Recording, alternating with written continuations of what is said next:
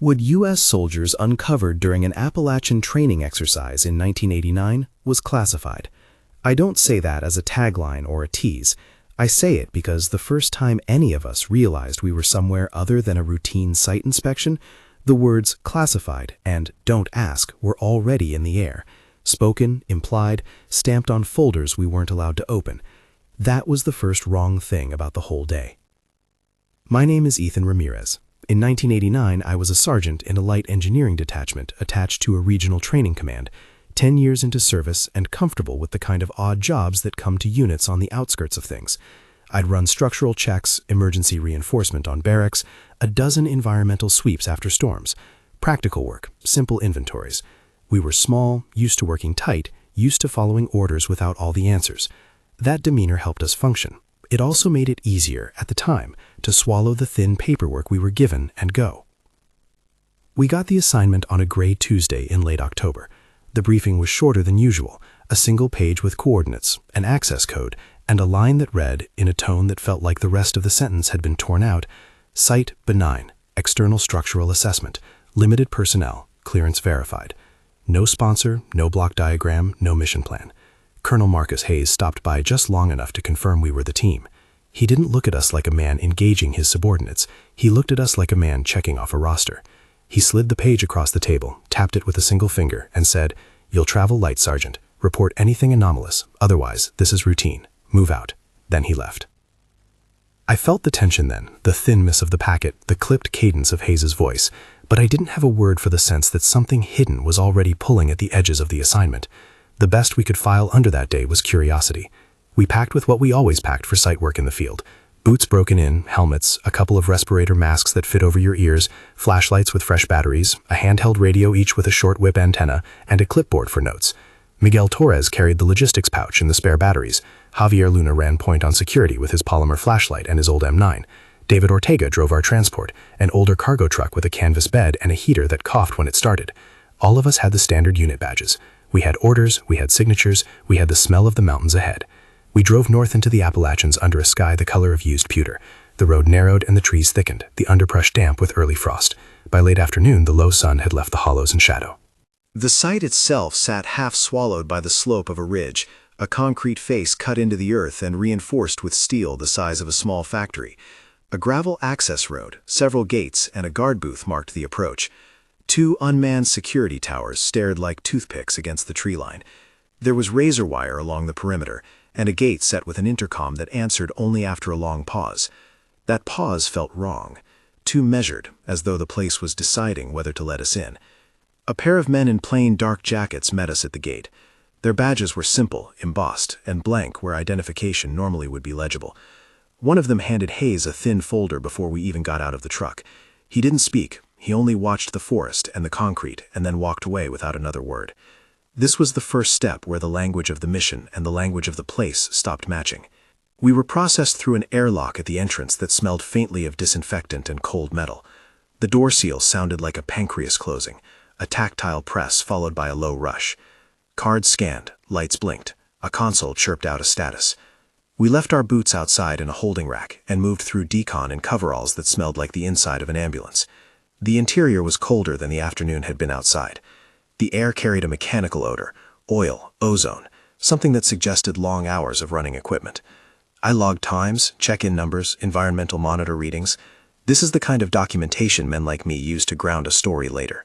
I still have those details in my head, the way a ribboned meter will never stop showing you where the needle used to sit. Levels were labeled with clean metal placards, 1, 2, 3, 4. The official directive had only mentioned surface and subsurface monitoring. We moved from one level to another on a shaft that smelled of damp concrete and machine grease. Level 2 looked like a maintenance bay, stacked crates with military transport markings, pallets of what looked like standard lab supplies in sealed containers, canisters with labels I didn't recognize but which were in orderly rows. Level 3 opened into rooms with reinforced glass and tables, clinical in their arrangement. We saw rows of vials and coolers, and a small cold storage unit crammed with metal trays and individually wrapped samples, each wrapped in a way that suggested they were cataloged and handled on a regular schedule. We took photos, we wrote inventory notes, we found a logbook, yellowed, handwritten notes in a cramped script, at least 3 pages worth of entries describing sampling times and unusual fluctuations in humidity. The entries were dated over months. The handwriting belonged to someone meticulous. That detail put human rhythm in an otherwise antiseptic place. It was on level 4 that things stopped being straightforward. The corridor was narrower. The lights were dimmer. The hum in the walls rose a pitch. We passed a door stamped with a number that didn't correspond to the gallery on the schematic Hayes had shown us earlier. When I asked a man in a lab coat, Dr. Samuel Moreno, who later identified himself as a containment specialist, he smiled as if the answer were obvious and said, "That's not for your team." His tone was careful, not hostile. I remember the way the word "not" seemed to push against something held behind his smile. There was a schematic taped to the inside wall of a side room, one of those old-style printer plots that looked like it had been run on a machine older than anyone there. The schematic showed older corridors branching under the facility, deeper shafts and rooms that didn't match the placards on the elevator. Where the official log stopped at level 4, the schematic hinted at sub-levels, a level 5, a level 6, faint inked lines leading into tunnels that either snaked under the ridge or opened into sealed wells. Some of the lines had been crossed out, others relabeled in a hand I didn't recognize.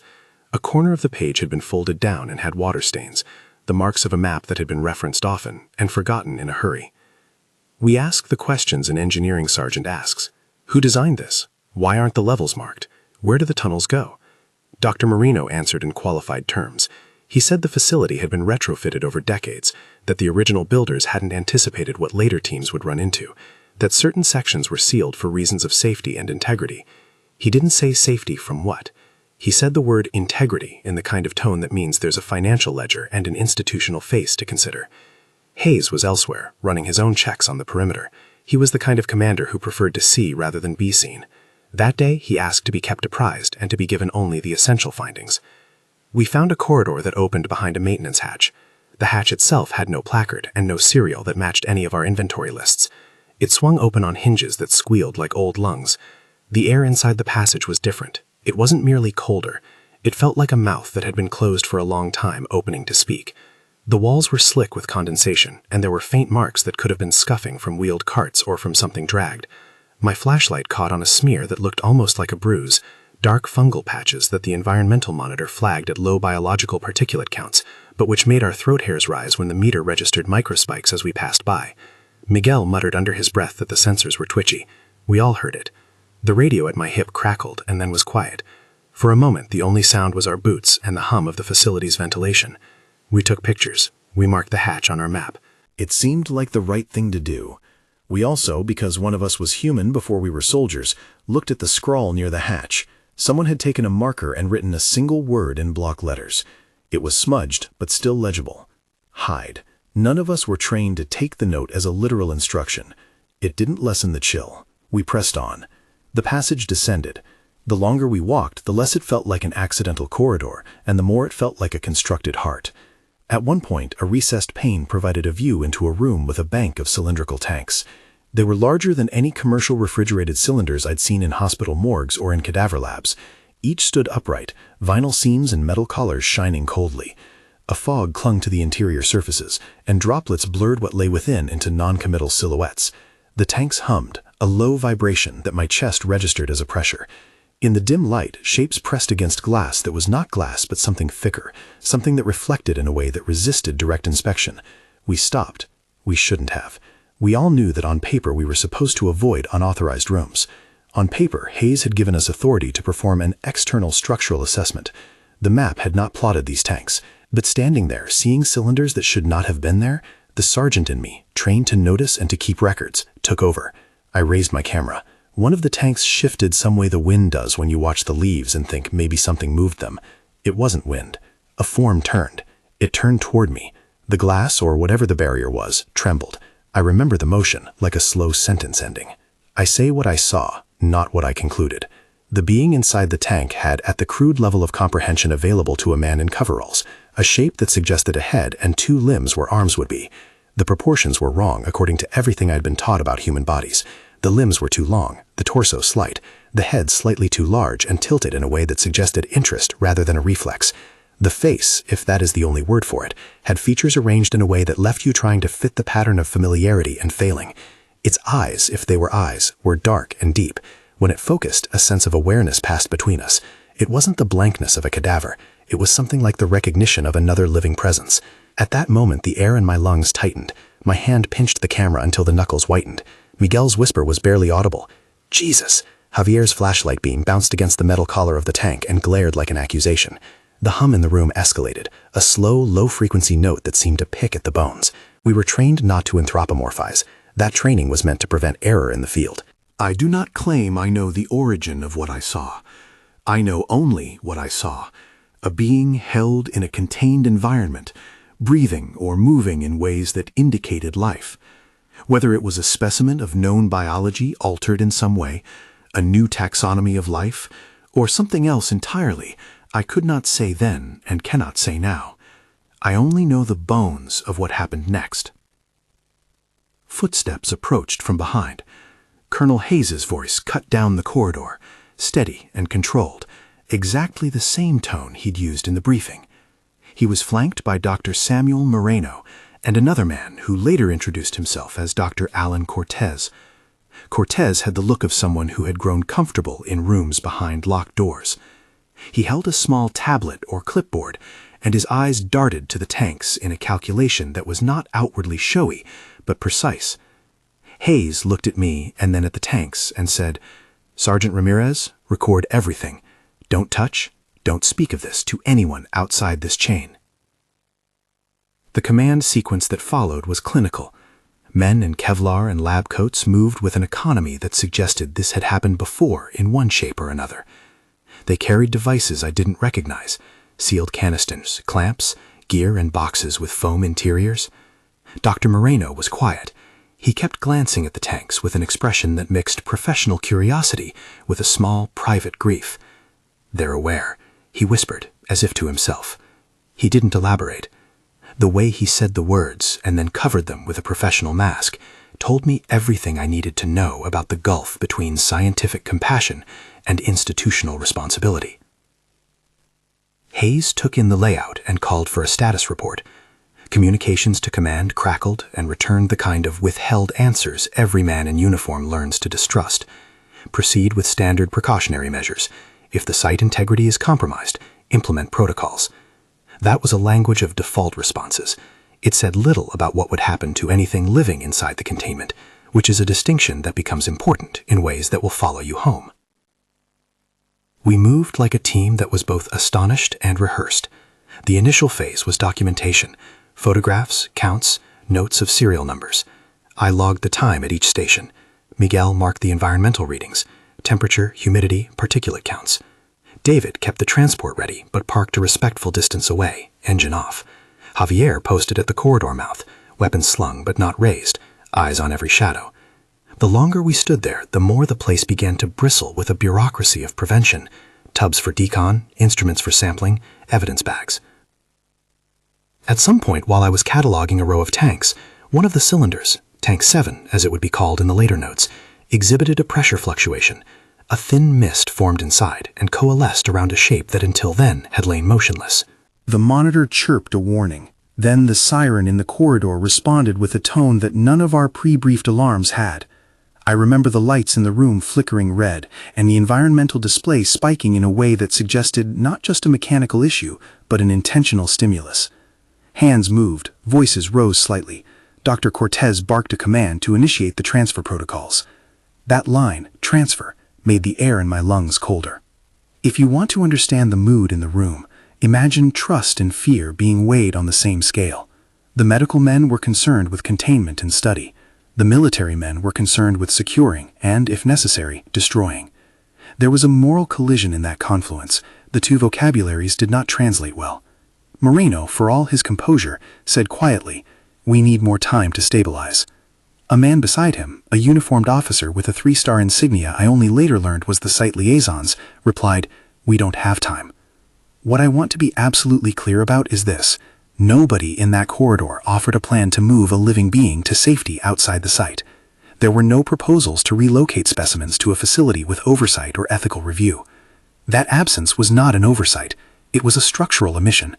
It was part of the architecture of decisions made above the level of our small unit. I could see the outlines of it then, and I see them clearer now. A hierarchy that valued control and secrecy, sometimes at the expense of the life contained within their trust. Then came the order that altered the trajectory of every one of us there. The intercom at the clinic door hissed. "Activate level 5, an officer said, voice smooth. Hayes looked at his team, then down a corridor that had not been on any of the schematics he'd been shown. His face did not show surprise. It showed that familiar soldierly resignation. He nodded and said, "We go down. One team in, the rest secure the perimeter." He addressed me directly. No flourish, no attempt at rhetoric. "You and your men will assess ingress and egress, document everything. If anything breaches containment, you have authority to enact emergency demolition protocols." It was the use of the term demolition that turned the air in my chest to stone. Demolition of what, I asked myself. There was more than one thing in that facility that could be meant by demolition. Hayes didn't elaborate. He never intended to elaborate in front of us. I remember thinking, suddenly and privately, that this was an assignment that would test chains of loyalty in ways the Army manual never asked us to consider. We were soldiers, yes, but we were also people who had to answer a personal account about what we saw. We were issued harnesses and respirators with cloth filters, heavy gloves and handsets for the elevator. Dr. Moreno supervised, eyes drawn repeatedly to the tanks, while Dr. Cortez coordinated with a lean man who I later learned had clearance that allowed him to move in rooms other officers couldn't. The elevator door closed. We stepped aboard. For a moment, the four of us, Miguel, Javier, David, and I, exchanged the kind of looks men exchange when they know the work in front of them has moved beyond the routine. None of us had instructions on what to do if we met living beings that displayed what one might call intelligence. None of us had a manual for how to reconcile the sight of something breathing behind reinforced glass and the orders we now carried that included the concept of demolition. The shaft descended. The lights inside the elevator threw our faces into stark planes. For a second, I saw Miguel's jaw set like a wound stitched up. The handset at my ear crackled, command standing by. A second voice, higher and with the appetite of a man who'd been briefed at levels beyond ours, said, "Keep logs, keep timestamps. If containment is compromised, evacuate non-essential personnel, then prepare charges." The word charges landed like a physical blow. I felt it in my gut. We reached a floor that did not have a placard. The doors opened on a corridor bathed in an emergency red that made everything look raw. Ahead, a bank of monitors glowed. The tanks were more numerous than the view from the hatch had suggested. The humming intensified. Dr. Moreno checked a monitor and inhaled as if some private grief had just been confirmed. He didn't look up. He said only, "They react to light and sound. Slow, gentle movements." Then he added, softer, "They watch you." That's where I stopped writing in my head and started registering every detail with the anxious precision of someone who knows later testimony will be bound to those moments. Timestamps, environmental readings, the placement of feet, the names of the men who stood and the things they did. If you ever have to tell what you saw, you learn to tell what you did. You learn to be precise because the truth of what you did is the anchor point between what you saw and what others later claim you saw. At the threshold of the room, I remember being struck by a smell that was almost sweet, like copper melted in the teeth. It blended with the metallicness from the ventilation, and it lodged in memory like a splinter. An alarm began to build at the edge of hearing, a low reiteration that crossed the human perceptual field and insisted we focus. The monitors showed spikes in the physiological readouts of the tank's inhabitants. One of the creatures, if I call it creature, I do so only because it is the least presumptive word, shifted so that it faced me straight on. For a moment, its attention was fixed, and that attention registered in me as profoundly as any physical contact. My throat closed. Then the elevator's handset burst into a different voice. It was clipped, different from Hayes even, and it said without preface, "All hierarchical command, Security Protocol Delta. Evacuate non-essential personnel to staging. Containment team move in." The word Delta had the ring of a contingency designation. The intercom spat out a set of coordinates. Hayes answered, "Copy." He looked at me. "You secure the shaft, I'll coordinate transfer." His eyes did not move from the tanks. The orders pulled us into motion before we had time to consider their moral weight. We sealed the corridor behind us. Miguel sealed the evidence in an envelope. Javier posted at the door like he was a gate between one world and another. My muscle memory recorded the procedure for lockdown. Relay, log, secure. I did it because that is what 10 years in uniform does to a man. I did it because doing something is preferable to being swallowed by the silence that follows the sight of things you weren't meant to see. If you're listening to this and thinking in terms of conspiracy, stop for a second and listen to the cadence of what I'm telling you. There's a procedural rhythm here. There's a series of administrative choices that led from curiosity to containment and then to an option that included demolition. Those choices were not made in a vacuum. They were made under pressure, with limited information, and with an institutional instinct to control narrative and exposure. Those are the facts that, in my experience, tend to decide what happens to things that cannot be easily explained. We were on the cusp of descending into a level that had been off every map we'd been shown. We stood on the edge of an operational decision that would define the evening's outcome. The elevator's doors were open. The corridor beyond hummed with a red light that made the faces of the men around me look tired and small. Dr. Moreno's voice came close, barely audible. "If anything breaches, do not hesitate." He didn't finish the sentence. He didn't have to. The implication hung there. Do not hesitate if the cost of containment is anything we cannot live with. The handset in my hand vibrated. A message from an unseen channel had just been patched in. "Higher command," the voice said, "authorizing temporary access to the sealed level for assessment and potential transfer." Hayes read it and exhaled in a way that might have been relief if it weren't edged with something colder. We were ordered down. We took a breath. We stepped into a place a map said didn't exist.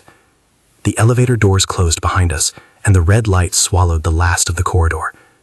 For anyone following the chronology, let me say plainly, I placed this account at an Appalachian training area in late 1989. That is how I tell it now. The others in the room used different phrases then: site, installation, facility. But what matters to me is what we saw, and what we were ordered to do after we saw it. The floor we stepped onto had no number plate. The air smelled like cold irons and something faintly sweet, the way a copper penny smells against the tongue. The hallway was narrower than the upper levels, lined with a matte metal that ate light. The hum underfoot vibrated through the soles of my boots. We moved single file.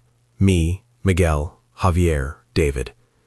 Each of us had a harness clipped at the waist, respirator masks at the neck, and a small flashlight that looked paltry against the shadows. Up close, the tanks were workmanlike and obscene. They were not artistic or ceremonial.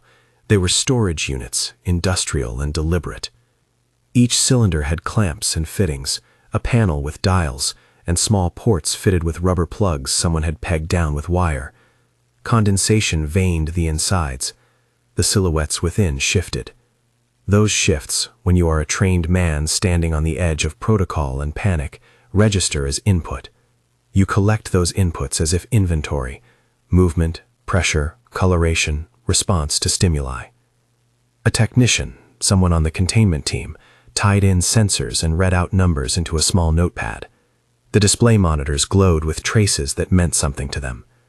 Miguel, who had some med-tech training from a civilian EMT course, squinted and told me quietly that the respiratory rates looked irregular, that some of the pulses were too diffuse to be cardiac in the human sense. I heard the words and filed them. I did not offer my interpretation because I did not have one that would matter. I had observation. Dr. Moreno cupped his hands in his pockets and did not try to look clinical. He looked tired in a way that went beyond the night shift. When I asked him, low, what they were studying, he said, "We're not studying the origin right now, Sergeant. Right now the priority is stabilization and inventory." He said stabilization like it tied to a checklist, as if life could be stabilized the same way you stabilize a foundation beam. Dr. Cortez worked the tablet faster than the others and did not meet anyone's eyes. His mouth closed when anyone else approached him. He had the posture of someone who had learned to be careful with speech. Preparing for movement out of that room became a choreography of small, clipped actions. Cables were unraveled and secured. A transfer cradle was assembled, padded and wheeled but heavy, and then coaxed into place with slow, careful movements. The technician spoke in short, technical phrases that sounded like a language between people who had rehearsed the same motions many times. Hayes watched with the wrong kind of calm. He was engaged but not surprised. He had a hierarchy of responsibility in his chest, and he was letting it be felt. At some point, one of the cylinders, Tank 12, I later saw written in a log, began to resonate as if responding to a low tone that only it could hear. The condensation threaded into lines that suggested breath. The thing inside lifted its head. When it lifted that head, the posture wasn't animal. It suggested something that could choose to look toward a question. For a second, our tools, the charts, the dials, the respirators, were inadequate. We had to fall back to simpler senses, the way a presence occupies space. The room tilted. Someone spoke the word transfer. Dr. Cortez gave a short order to initiate the lift. The cradle was aligned, men moved to each attachment point. There was a sound, and it was a small sound, but it meant the world. A seal releasing. The port on the tank opened and a warm vapor etched outward. For an instant, and this is a detail I will never not see when I close my eyes, the eyes that had been dark and patient widened like a person who, after a long sleep, finds itself in a place that had changed. That movement, simple, human-seeming, was what set off the sequence. I do not know whether the mechanism failed or whether whatever was inside reacted to being touched. I know only the sensory cascade of what followed. The cradle shifted as if a weight had been made unstable. The attachment buckled. The cables that held the cradle screamed under torque. Alarms I had never heard before joined the building hum, a high keening that vibrated the teeth. Lights rolled from red to white to a strobe that made the metal walls look like something out of a fever dream. I reached for the release on my harness because I had been trained to prepare to move. Remember that the men we were trying to protect, if that is the right word, were not all that different from the men we were. Movement generated heat. Heat creates currents. The mist inside the tank braided into a motion that looked like limbs curling. The tank, becoming now something less like a vessel and more like a stage with an actor who'd chosen to act, shuddered. The first breach was not cinematic. There was no grand explosion. There was a wet tearing sound when the inner liner failed. One of the clamps popped free and the seal gave way in a sibilant sigh. A sheet of something, frosted and wet, spilled out like a curtain. A figure slid through as if pushed by tide. It struck the metal of the cradle and lashed out with an appendage that was both delicate and brutal. The man nearest it, an enlisted tech, was knocked back against a console and hit hard. He didn't get up for a long moment. Panic in that kind of place is not the broad, undirected frenzy a civilian movie might show. It is quick, focused, and institutional. Men barked commands. Hayes's voice took over the soundscape. Seal that corridor. Javier, block the entrance. Miguel, get me environmental on loop. The verbs were concrete. Seal, block, get. We did them because we were trained to do them, because training gives form to action when the mind wants to curl into a ball. What we were up against moved in ways I hadn't expected. It didn't lunge like a rabid animal. It adjusted, employing limbs that, with hindsight, looked to be designed for manipulation as much as locomotion. It pressed fingers against a console, and the way it did that, deliberate, inspecting, was the most unsettling part. It displayed curiosity. It seemed to test things the way a child tests objects. Dr. Moreno stepped forward, hands raised in the only gesture that seemed honest, and said, "Easy, easy." He was speaking to something that had just torn the air, and the idea of addressing it as a sentient target felt dangerously human. They tried to corral it back toward a tank. The cradle plastic was flexible and gave way under force. The creature, if I may keep using that ungainly word, slid across the floor with a wet whisper and then pushed through a panel into a maintenance cavity I hadn't noticed before. Then, as if whatever had happened had been an ignition, there were others. From adjacent cylinders, more shapes uncoiled and moved. The room that had been a clinical, quiet place became a chamber with movement at its heart, and movement breeds chaos when it is not expected. Someone yelled that the structural analyzer in the corridor was reading stress at multiple points. The sound was like a physical impact. For men not trained in the geometry of load, but trained in how to react under those alarms, it meant the building might give. That possibility focused minds in a way nothing else could. If the facility collapsed, any living thing inside might be trapped. The options narrowed: recapture, contain, or deny access entirely. It is here that the moral gravity of the evening condensed into specific choices. Dr. Moreno pleaded, quietly, privately, for a chance to secure and sedate. He spoke in rational terms about sedation gradients, about lowering oxygen incrementally to induce a sedative effect. He spoke like a man who had made a career out of believing in protocols. At one point he turned to Hayes and said, "We can move them to an intermediate chamber. We can stabilize one at a time." His voice crackled with urgency and a small metallic strain of hope. Hayes listened and then spoke with the pragmatic air of a man responsible for men and for national risk. "We don't have the time or the resources to guarantee transport," he said. His eyes did not harden, his jaw set. "Hire says site integrity is primary. If containment fails beyond this room, if the structure is compromised, this facility must be neutralized." Neutralized. It is a sterile word. In service documents, the word sits comfortably because it converts action into policy. But when you stand in a corridor with the real possibility that neutralization means annihilation, destruction by explosive charges, words fall away from their academic safeness. The men in the room all felt the weight of that language when it was spoken aloud. Dr. Moreno's hands tightened until the knuckles went white. There was, behind the decisions being made, a calculation about risk. To the men at command levels, the calculus included the probability of exposure, the possibility of external discovery, and the political cost of anything that might reach public ears. To the scientists, the metrics measured the lives of beings that, at least to them, were subjects of study. To soldiers like me, the choices boiled down to a question about orders and conscience.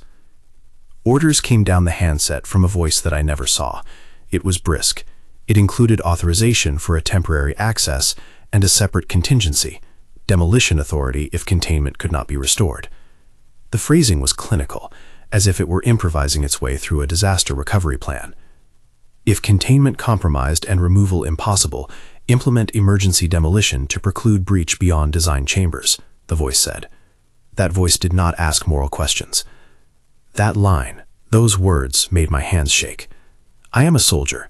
I understand the necessity of hard choices in moments when the cost of an action is measured in lives. But I also remember the way Dr. Moreno said, "They watch you," and the way those dark eyes held attention. There was, in that look, something that is often stripped out of battlefield reports, a cognitive demand that tests the human response. The facilities people were considering the ethical calculus in hushed tones, while the higher command fed us a policy's edges. We attempted to collect and reattach what had come loose. That was our immediate work. Under the glare of emergency lights and the screamed orders, the men moved like machines, but with human hesitation. One of the containment techs, a younger man whose name I think was Bennett, kept returning to a tank and placing a hand against the frosted interior as if to reassure. In that moment, he looked less like a technician and more like someone offering a benediction. That tenderness did not go unnoticed by the others. Dr. Moreno's voice broke when he told Bennett to step back. "We need to avoid provoking them," he said. He understood, perhaps better than anyone, that attention and touch functioned as stimuli, and yet the human reflex to reach out to another distressed being is hardwired. Bennett did not argue. He stepped away. Then the lights dimmed and the building threatened to join the moment in panic. Over the private channel, someone reported that a stabilizing bulkhead had begun to creak under load. The reading spiraled. Then, with an almost absurd slowness, the ventilation shifted in a way that suggested collapsing pressure. Dust began to tremble in the air, and the sound that followed felt like a building taking a breath it could not sustain. In the corridor, the containment team made a call in the language of technicians, attempt a controlled evacuation. They wanted to bring the tanks one by one to a deeper, secure chamber that had been indicated on the schematic, but that the maps above had purposely obscured. The plan was to move the more docile specimens first and isolate the reactive ones. It was, at least, a plan. Plans are a form of faith. We moved, and during the moving, the situation became kinetic. One of the creatures, smaller, quicker, slipped free of containment in a storage bay. It did not attack with malice. It ran, moved like a frightened thing trying to get away. The man nearest it reached for it, and the creature recoiled as any animal would from a hand. It darted and took shelter beside an access hatch. For the first time, we saw the way some of them nested in dark places. The access hatch became a problem because the creature could wedge itself behind the ducts, and you could not guarantee where it would emerge. The first casualty, if casualty is the right term, was not a soldier. It was a technician who had gotten too close. He tried to secure a cable, and the creature lashed out defensively, slamming him into a console. He was conscious at first, bleeding, and his colleagues worked on him. There was a moment of raw, unadorned panic then. The line between the need to treat a wounded man and the instruction to secure the site narrowed to an uncomfortable overlap. Hayes made the call: triage the injured, but keep people out who were not essential to the containment. In the end, the tech was evacuated to the truck with a field dress and a prayer none of us voiced. That human cost tightened the knot in my guts. We watched as men we had worked beside for years were moved into armored carriers and taken away. The injured man's eyes met mine, and there was an accusation in them the size of a fist. I felt it, and I could not refute it. He had been knocked by something that had not looked like anything I'd trained to fight. The ethical architecture that allowed us to choose demolition as an option suddenly felt grotesque. Back upstairs in the control room, Cortez paced. He was muttering something about chain of custody and legal oversight. When Hayes told him we had a wounded man, Cortez paused and then said, "We need to minimize exposure to outside agencies." That phrase, outside agencies, was shorthand for layers of authority that existed beyond the four of us. It was a way of compressing a national security apparatus into a noun. I remember, with painful clarity, the moment when the intercom relayed the higher command's voice that carried the unambiguous order: prepare demolition. There was a pause in the room, like a held exhale. Dr. Moreno did not shout protest. He did not plead in a theatrical way. He simply said, "If you destroy them, we will never know what they could teach us. We will kill a subject and the knowledge with it." Cortez answered in a voice I had not heard before, brittle, almost angry. The program is not designed as an archive for moral experimentation. The decision is risk mitigation. That is the brief. Hayes looked at us, at me, at Miguel, at Javier, and said simply, we implement the contingency. That sort of decision falls on the commanders, but the men on the ground carry out the action. We were ordered to prepare the charges. I had the authorizing line and the tools. In a different life, I had set charges on derelict structures to bring them down safely. We were trained to do so to prevent hazards. The request to use that training in this context sat like a bruise between my ribs. I am not going to describe the procedure in technical steps. I will tell you the feelings, the way metal tasted in the mouth, the cold thrum of the nerves under the skin, the way hands shook not from a lack of skill, but from the moral knowledge that you were preparing to erase a place, and possibly lives in it. We moved like men with two jobs, to follow orders and to avoid allowing the job to become a spectacle. Javier and I placed charges at strategic seams, where bolt patterns joined the reinforced supports. We did what we had to do. Silence settled in the room where we worked. Before the demolition was executed, Dr. Moreno asked for something he had no right to ask, but which he asked anyway. He wanted a few minutes to attempt a sedative protocol one last time. He organized a staff and offered to go down with a small team to try to stabilize the most reactive specimens. Hayes looked at Cortez, and Cortez gave a nod. It was small and, to me, torn. The authorization came down. Limited personnel, strictly timed, and a single attempt. It was an attempt with the clock pushing them. They went down. We stayed above to coordinate. The lift doors closed, and with them the possible rescue. I remembered the thinness of the expectation, an engineering optimism that is both foolish and brave. I listened to the chatter on the private channel and tried to triangulate tone, to read cadence for disaster. After a sequence of minutes that expanded like elastic, the channel went static and then carried a single loud report of structural failure, a garbled phrase, and then silence. What we heard through the handset was not detailed. In the absence of detail, thinking supplies its own worst-case narratives. Hayes called for an immediate evacuation of non-essential personnel. The detonator handsets were checked. Men moved as if in a dream. Miguel gripped his radio and said nothing. Javier stood at the corridor and looked for anything that could not be written in a report. He found our faces. When the demolition countdown began, I felt the world compressed to the numbers. The charges were set not to vaporize, but to bring the critical seams down.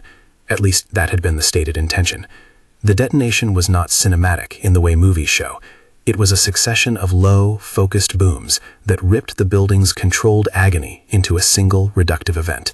The floor vibrated. Ribbons of concrete sloughed away.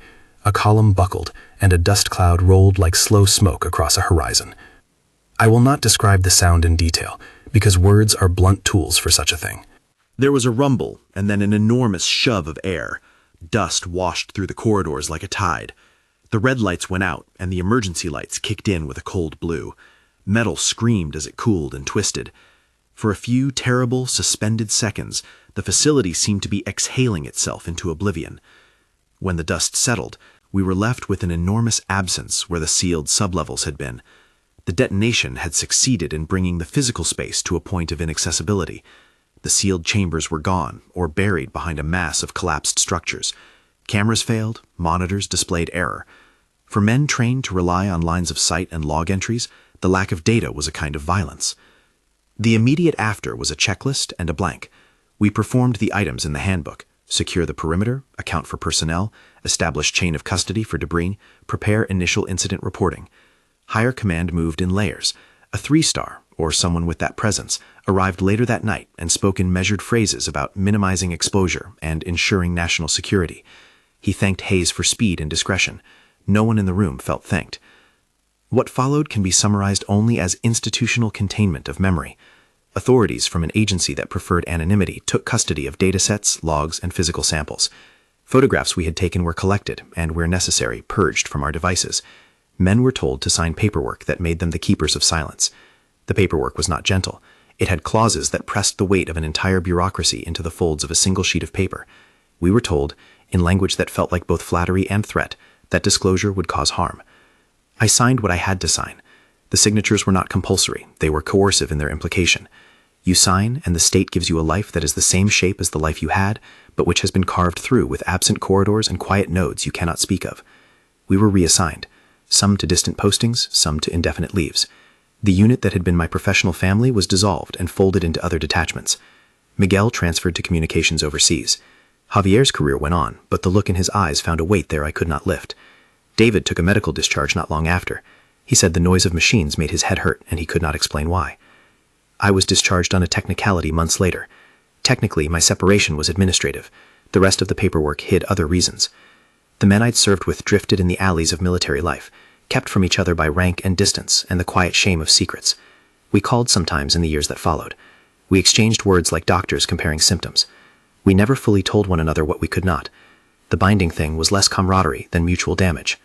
The weeks and months after the demolition reveal the machinery that secures secrecy. Men in suits, often with titles we did not recognize, came through the base with valises and a clear method. Equipment vanished. Reports were distilled. Those of us who had been there were told to consider the consequences of speaking.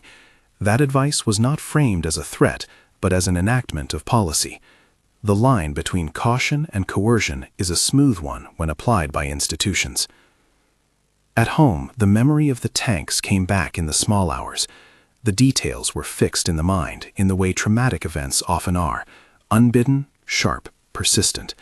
The eyes of the specimen, the way it looked when it tilted its head, arrived in dreams as a silent query. I would wake with the taste of dust, the metallic tang, as if the demolition's aftermath had stuck in the back of my throat. People asked me why I had left the service. I gave them pragmatic reasons, a family choice, a medical detail, a chance at civilian life. I had learned quickly to answer lightly because the truth of my departure was heavier than I could carry in casual conversation. When a journalist once called years later and asked if I would speak about anomalies in facility operations, I declined. The forms and the memories made speaking not only expensive, but dangerous in ways I did not wish to test. Silence is a currency that buys you ordinary days. I exchanged freedom of voice for quietness. Still, there was a part of me that felt cheated.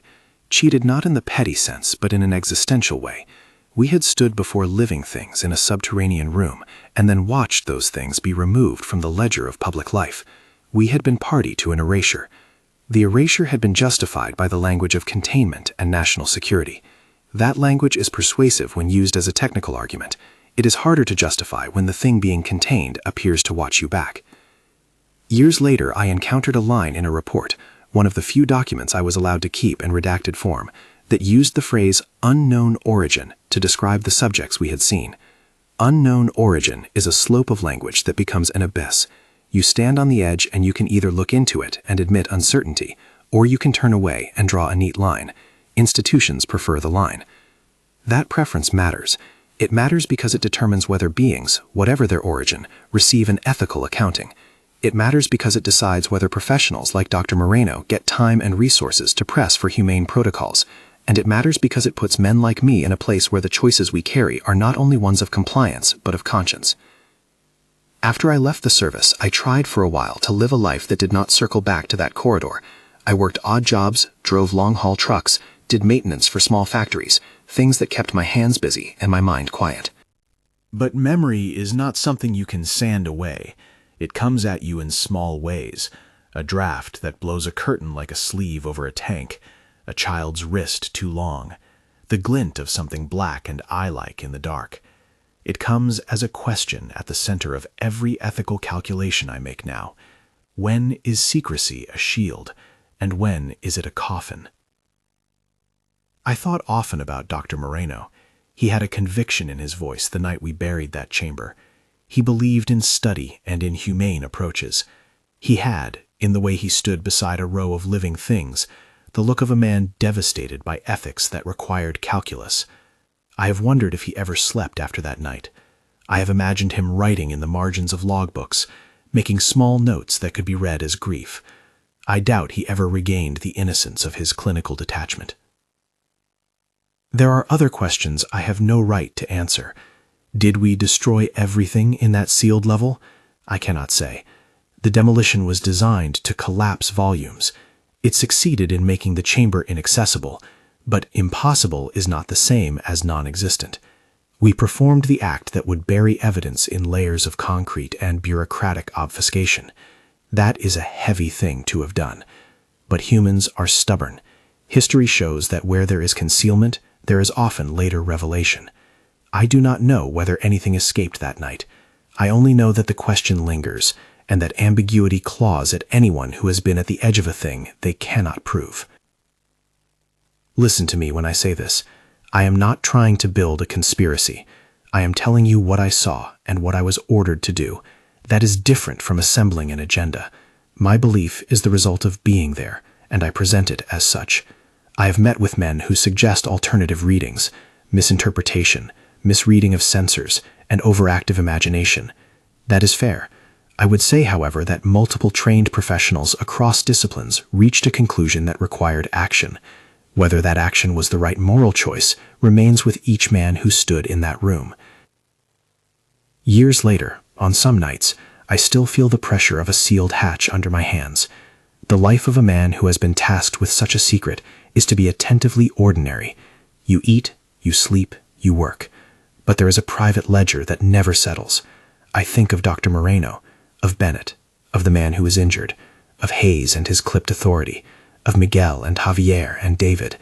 We have all been moved through procedures that disguised grief as protocols. In the quiet now, I try to live by a small ethic. Keep memory honest to the degree one can, and refuse to let institutional languages fully predetermined moral outcomes. National security has its place. So do the lives of beings, even ones scientists might categorize as specimens. The hard truth is that sometimes those values conflict. When they do, the decision is always a moral one, dressed in procedural clothes. If you are hearing this, if you are sitting in a room with this story on a screen, and you wonder whether to believe it, I ask you one favor, besides scrutiny. Consider the human shape of the account. The men involved were not monsters or saints. They were people who had been given an order and then given a choice. Some chose to try to save. Others chose procedure. I do not absolve them. I do not damn them. I only recount. There are, in the years since, rumors and second-hand reports that local communities near the Appalachian site heard tremors or noticed a new sinkhole on the ridge road. I cannot verify those things. I can tell you what was returned to me in official form: a reassignment order, a set of non-disclosure agreements, and a discharge packet. I signed what I was required to sign. I have carried the rest in my chest. We broke apart as a unit. Some of us never spoke again. Some traded emails under pseudonyms. Once, Miguel sent me a short note that said only, "Still see the eyes." It was the kind of message men send when shared silence is the only communion they have left. I responded with a joke about the weather, because I did not know what else to do. I tell this story now because living with sealed secrets makes a grave of itself in the mind. Secrecy is corrosive. It eats at trust. It teaches men that their experience can be bought out with paper and silence. That is dangerous. It is dangerous not only for the people contained or destroyed, but for the institutions that think secrecy absolves them of moral accounting. If you take anything from my account, let it be this: we are all responsible for the questions we refuse to ask. When organizations elect to bury their uncertainties rather than to scrutinize them, they choose a path that privileges control over knowledge and often over compassion. That is a policy decision with human consequences. I cannot tell you what the specimens were. I can tell you they were alive, in the way that breathing proves life. I can tell you they watched us. I can tell you that the decision to destroy the sealed level was taken with the authority of command and the complicity of those who believed they were protecting something larger. I can tell you that after the demolition, the official record was tidy and the human record messy. Sometimes I imagine an alternate transcript where Dr. Moreno gets the funding he needs, where the specimens are studied under ethical review, where transparency prevents fear from becoming the default. I do not know if that path existed. I only know that in our time and place, the path chosen was demolition. I end where I began. What U.S. soldiers uncovered during an Appalachian training exercise in 1989 was classified, and that classification shaped what followed. Classification is not merely a stamp on paper. It is a decision about what to value and what to bury. It is a decision that, in our case, involved living beings and men who had to look them in the eye and then do what they were ordered to do. If this account moved you, and you want to hear more witness testimonies like this, first person, hard-earned and documented, consider subscribing or following the channel. There are other men who were there, in other places, with other sealed rooms, and their stories deserve the same careful listening. I do not pretend to hold a key to full truth. I offer the details I can, in the hope that someone with more access, more authority, or more conscience will be compelled to ask the questions we were not allowed to ask. Until then, I keep my ledger open and my memory honest. If anything I have said is an invitation, it is an invitation to consider the moral burden of secrecy and the lives that sit on the far side of decisions we make in its name.